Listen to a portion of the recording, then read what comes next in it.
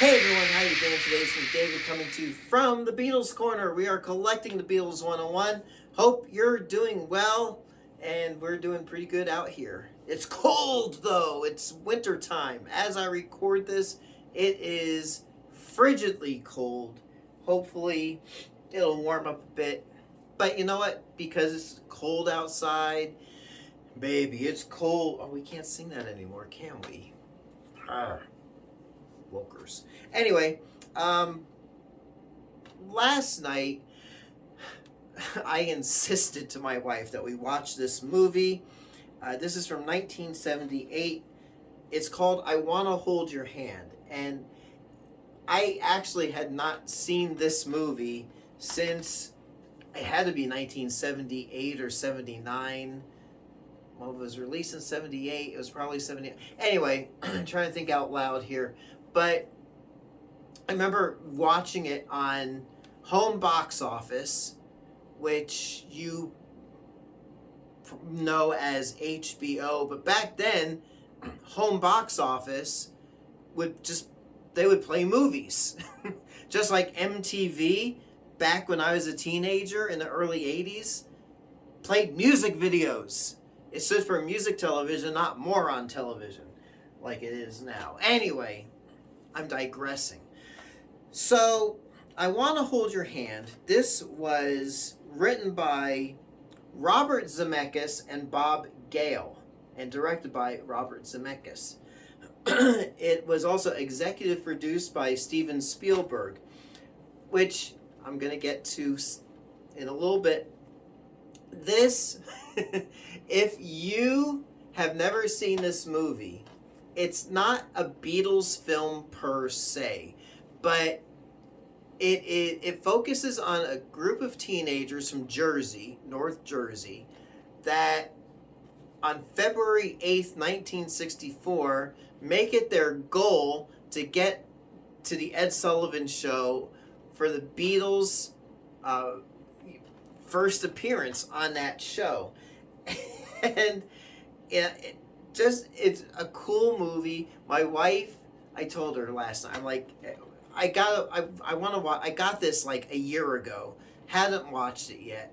I'm like, I got to do a video for this on this movie for the channel because we're coming up to February the 9th, 1964, 2024, the 60th anniversary of the Beatles' first appearance on the Ed Sullivan Show. So she kind of hemmed and hawed, but then she got into it. She thought it was funny. So, just a few things on here. So, like I said, Bob Gale and Robert Zemekis. You may know those names from the folks behind Back to the Future, the Back to the Future trilogy. And it's interesting watching this, and I'm a huge Back to the Future fan. I love probably my favorite of the three films is part 2 because I love the whole alternate timeline and that sort of thing and going back into the first movie. But here's a few things.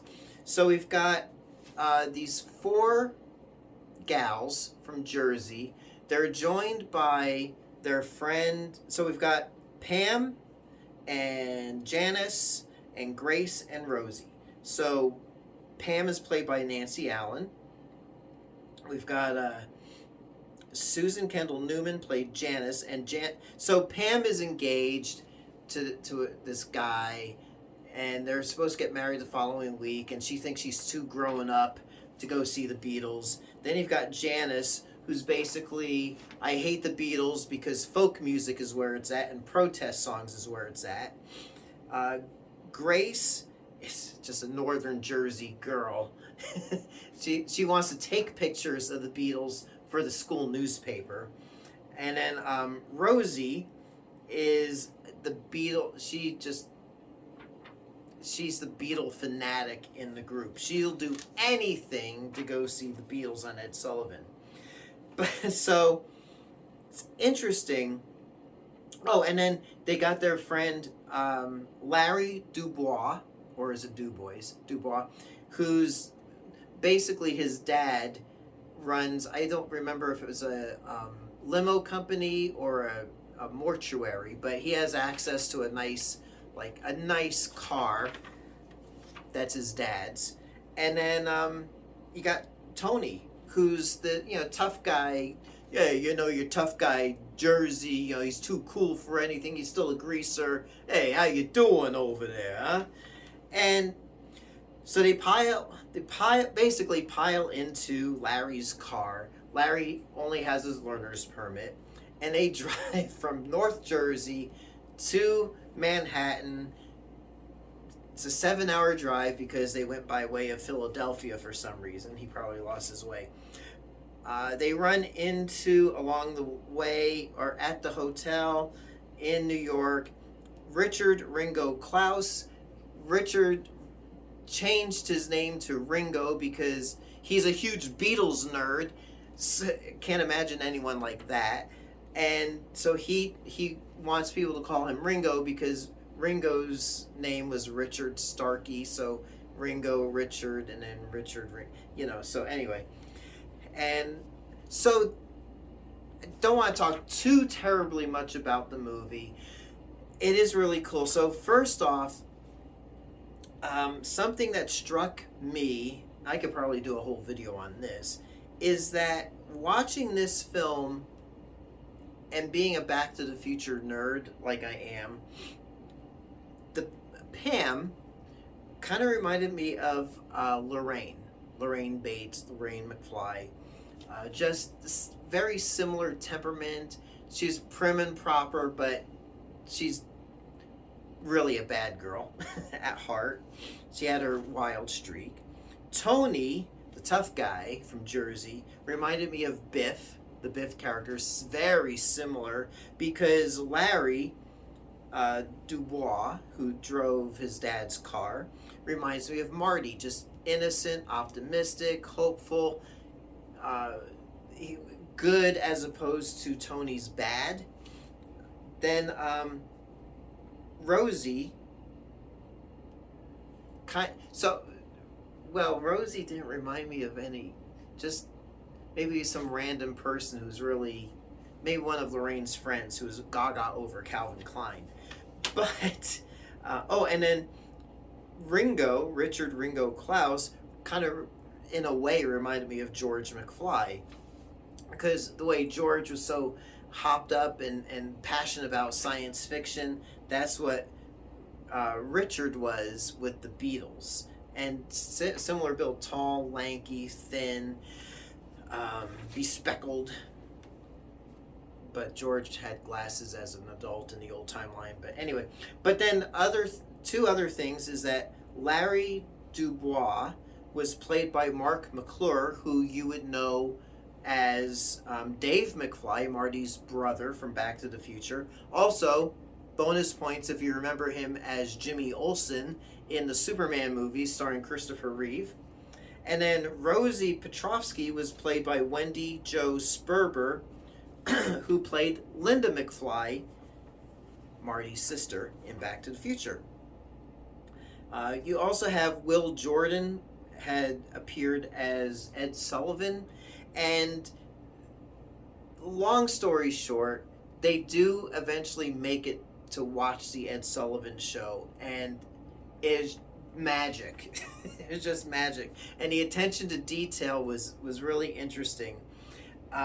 There's 17 songs included in the soundtrack, and these are original Beatles recordings. They didn't go to some tribute band and have them record the songs. They used actual Beatles songs. I Want to Hold Your Hand, Please Please Me, I Saw Her Standing There, Thank You Girl, Boys, Twist and Shout, Misery, Till There Was You, Love Me Do You Want to Know a Secret, P.S. I Love You, Please Mr. Postman, For Me to You, Money, There's a Place, I Want to Be Your Man, and She Loves You. She Loves You was featured over the closing credits, and it was the song that they depicted the Beatles singing at the end of the Ed Sullivan Show appearance. Again, now, attention to detail. Only one little glitch I found in this whole movie. attention to detail. At the record store, beginning of the movie, the only Beatles albums are Introducing the Beatles and Meet the Beatles. And they went to lengths to make sure that they had primarily available monophonic copies. So no stereo banners on either one of those albums. I didn't see those little gold record award seals on the Meet the Beatles album. They tried to do it as authentically as possible. And they used actual Beatles footage in several areas of the film. They didn't use look-alike. Well, they used stand-ins for, interacting with the actors in the movie. However, you only saw the back of their heads, you saw their legs, you saw their feet. You heard really great, impressions depicting the Beatles. They use actual footage for the performance at the Ed Sullivan Show, but you have a TV monitor. I'm kind of doing like TV monitor, and right behind the monitor, you would see the actors, like in the background, playing the instruments. Again, attention to detail. I was really nitpicky watching this stuff because it was the 70s, and this was when Beatlemania got big again. Was that like mid to late 70s era, whereas my generation, that's when we discovered the Beatles. Whatever movements you would see the band doing from the actual performance on the monitors, the actors would be doing the exact same thing. They'd be strumming the same way, they'd be moving the same way. With the song She Loves You, and George would be coming over with his guitar to share that mic with Paul. It synchronized so perfectly. I look for that stuff. Back in 2019, the Rolling Stone magazine of March 28th, Robert Zemekis said that they had shot all that performance footage in one day. He, quote, "I don't think we had time to do many takes. We didn't have time to screw around. We had there 4 guys who are Beatle fanatics. They just studied and studied the footage. They knew exactly how the Beatles held the picks for each guitar. We knew they were going to do those 3 songs, but the 3 songs that they actually did on the Sullivan Show. So they rehearsed it to death. By the time we shot, they had every tiny movement from the Sullivan performance down pat." Now, in addition to those 17 songs, there was references to other Beatles songs that were published, recorded years later, such as a woman in an elevator said that the hotel's gone to Helter Skelter. A guy is staying in the room number 909. A couple other little things.